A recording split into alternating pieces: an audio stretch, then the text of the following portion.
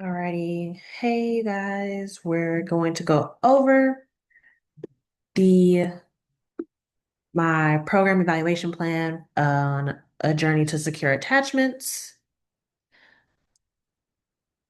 Click through, waiting for it to load.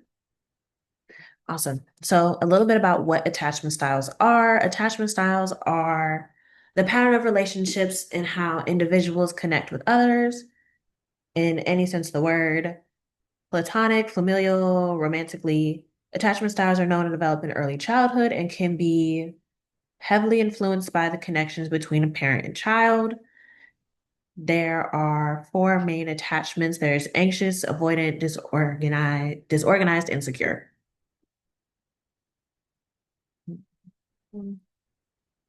So, a little bit more about the four attachment styles. You have anxious, which is also known as preoccupied. Adults with an anxious attachment style are known to have negative self-views and a positive view on others. Avoidant slash dismissive attachment styles are adults with an avoidant or dismissive are known to have a positive self-view and negative views of others. Disorganized slash fearful avoidant adults with disorganized attachment styles are a combination of both traits from both anxious and avoidant attachment styles. It depends on their mood, the situations, something that might have triggered them, either or.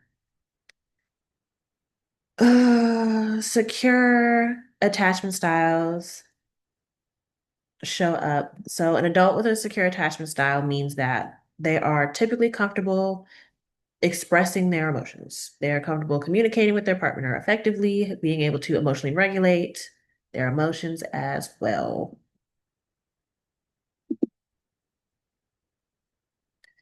So, I wanted to give a little bit of a real life scenario.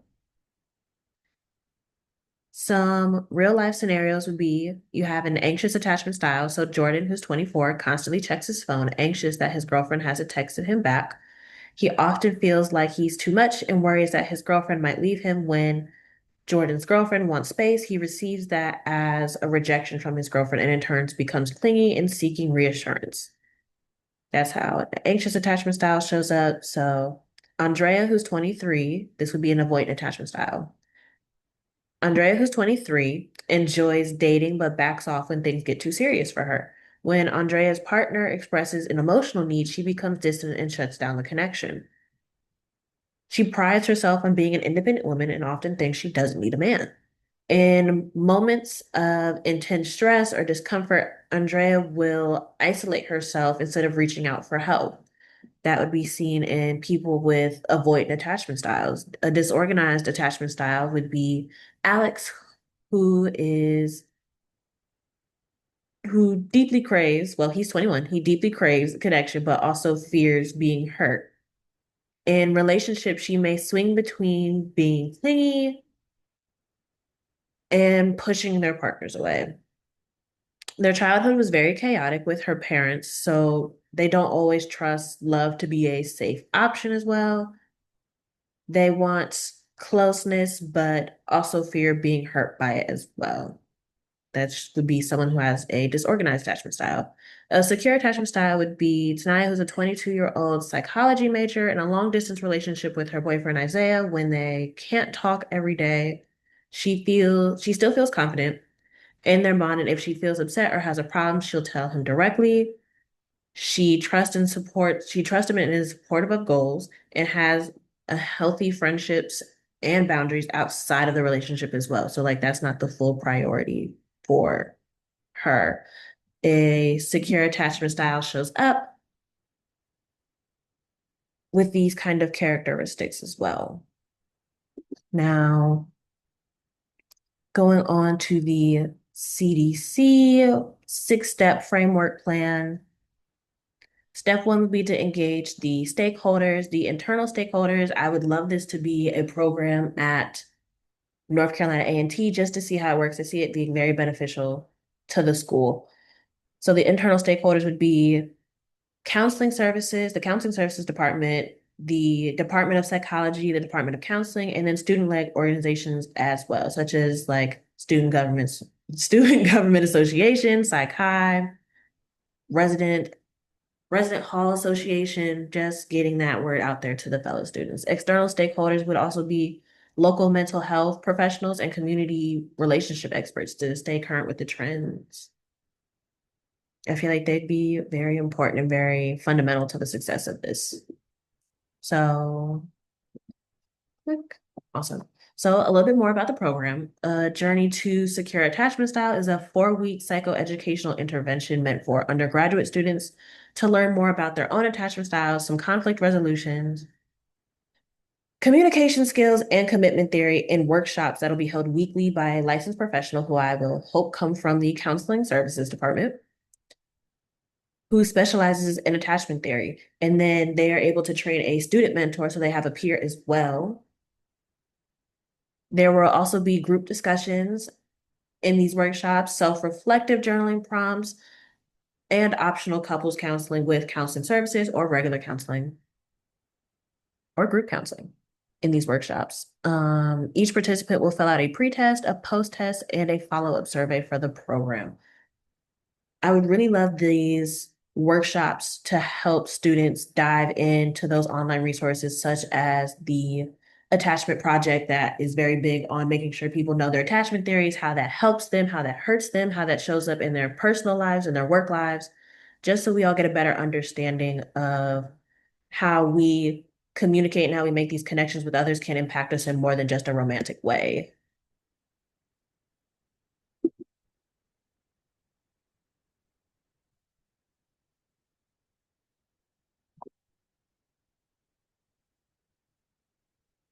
So, step 3 is focusing the evaluation. Some of the evaluations I want this program evaluation plan to answer is how many students completed the program?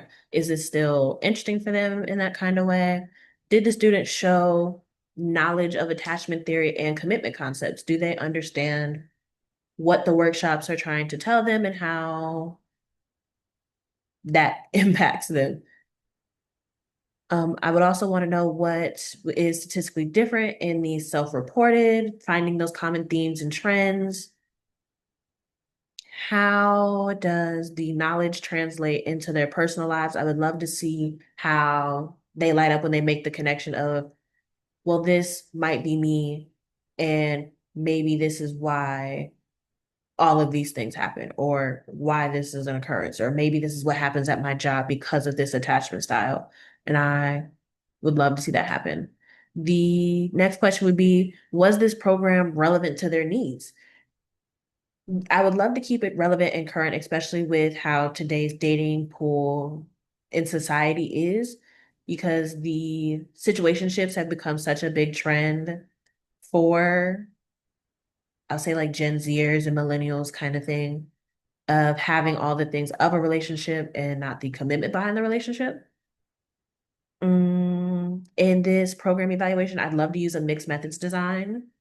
So that way it has both qualitative data, so the students' voices are still heard, the relevance is still there, and they get to share those personal experience, keeping it intimate, as well as the quantitative data to be able to find those statistical differences and those trends in the data and in this and in the school. I would love to see if the program is really making a difference and making sure that the students' voices are heard in these group discussions as well. I'd love for the data also to be collected in multiple parts.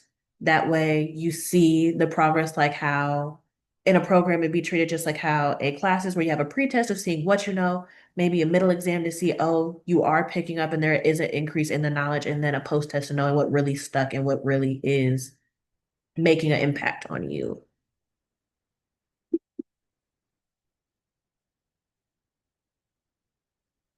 For gathering credible evidence, I'd love to use the experiences in a close relationship scale, seeing how that works for them, the post-session surveys, seeing if they had that increase of knowledge, a commitment knowledge survey, maybe learning things they didn't know before, and then the satisfaction survey to see, is the program still relevant? Is it still meeting their needs? What can we improve on for the program. And for the qualitative data would be the open-ended reflection prompts that would happen during the group discussions and in the workshops, having those analyzed to find those common trends. And then the post-session surveys where there would be like a little written part where they can write out their feelings and make sure their voices are still heard, because that is important in this evaluation, is making sure the students' voices are heard.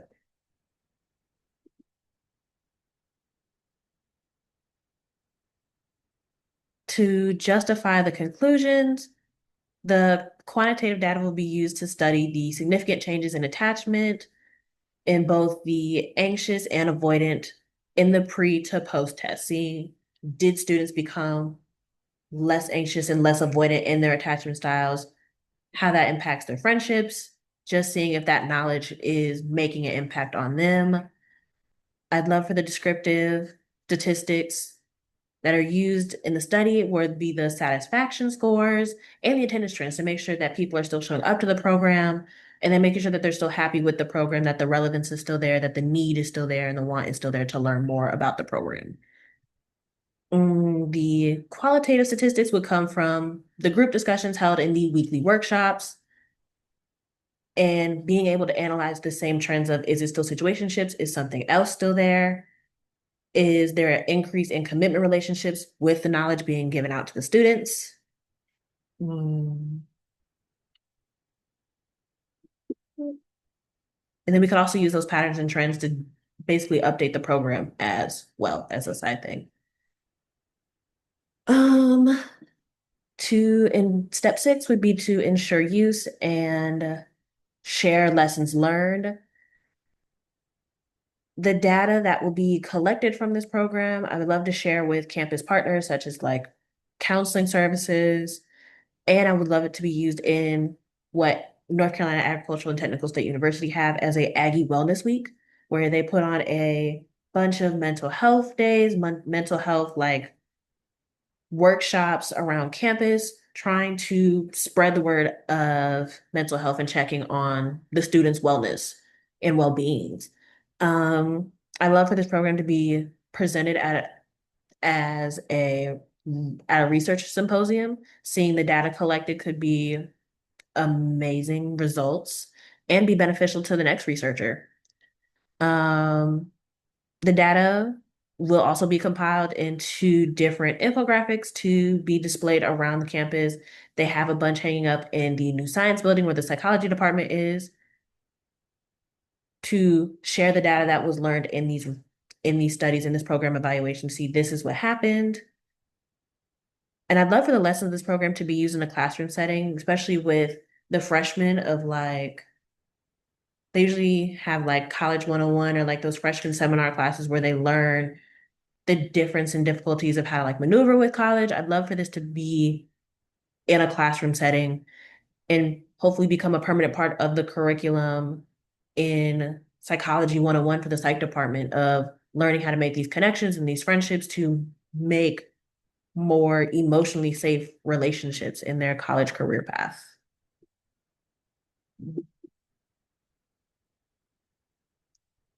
This is my logic model. So some of my inputs would be the licensed clinicians from the counseling services and the trained peer mentors that would help lead the group discussions. The Another input would be the attachment style based curriculum, of course, to make sure all the information is there. Campus support from counseling services, as well as the online assessments that you could get from the attachment project as well, which is a very credible and very good website with the program. Um, some activities I'd have would be, like I mentioned prior, of the weekly workshops, peer-led discussion groups, the relationship self-assessments and other assessments taken, and then optional coaching sessions led by the professional clinician staff of the counseling department. Some outputs would be, figuring out the number of students enrolled, workshop hours, assessments completed, what they learned, awareness campaigns as well, which would be demonstrated during the Aggie Wellness Week. Some outcomes would be an increased knowledge of attachment theory with better understanding of commitment, reduced stigma about emotional vulnerability, which is a big thing in the Black community. I'd love for us to have more emotional vulnerability. The outcomes would also reduce attachment anxiety and avoidance as well, increasing that emotional vulnerability. It's showing more greater use of secure relational behaviors, which would improve conflict resolution skills as well by being able to talk out your emotions, higher relationship satisfaction, making sure you have those emotionally safe relationships as well, fewer reports of emotionally unsafe relationships, and improved emotional regulation. Because when you can talk out your feelings, it's so much easier.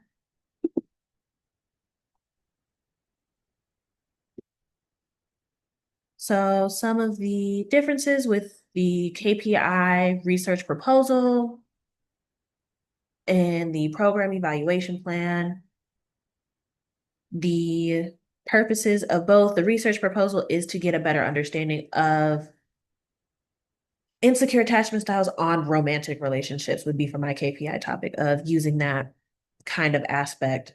Some of the stakeholders would be researchers, students, professors at the university. For the program evaluation, this is more a evaluation plan based on a psychoeducational program based on NCA&T's campus, as well as the stakeholders being like the counseling department, the psychology department, A&T administrative to get it into programs, seeing how that works in a less researched way. The program evaluation is done in a mixed methods design, and the research proposal uses more of a literature review, figuring out the designs and the trends of that aspect. Um, one is also more discovery, the other is more of how to make a program better as well. Thank you. That was my presentation based off of my program evaluation paper. Have a good day.